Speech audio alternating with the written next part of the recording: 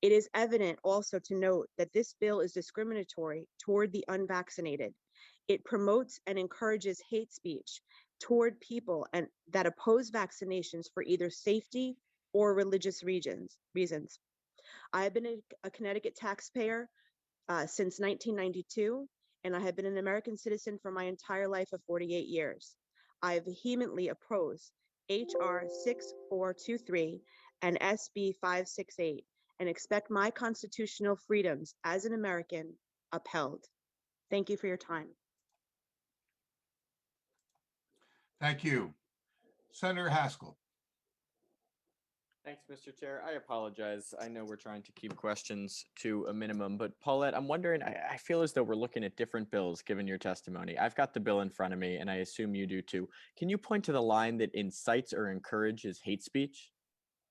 It's not, I can't do that. There's no line that incites hate speech, but if you look at what's happening in our country, even commercials for vaccines are saying if you don't get vaccinated, you don't care about your fellow American or your fellow neighbor.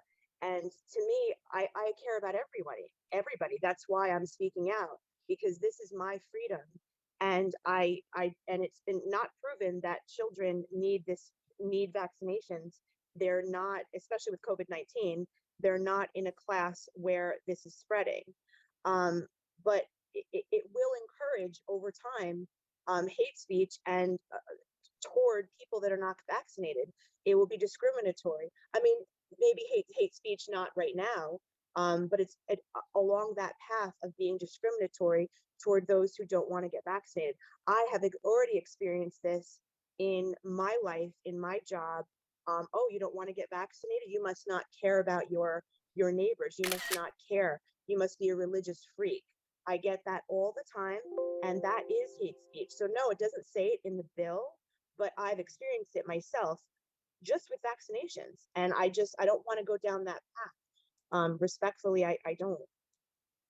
Well, I appreciate that, Paulette, and I appreciate that that's your perspective. I do just want to be absolutely clear to members of the public that there is nothing in this bill that incites, encourages, or in any way lessens Connecticut's strong protections against such hate speech. So I just wanted to make that perfectly.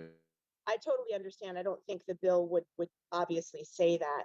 I'm saying as a result of this, it is discriminatory. As a result of this, I've personally been discriminated against because I am against vaccinations of this sort because of religious, reasons, and I have been discriminated against. So it's just a very slippery slope of what will happen. I know that is not the intent.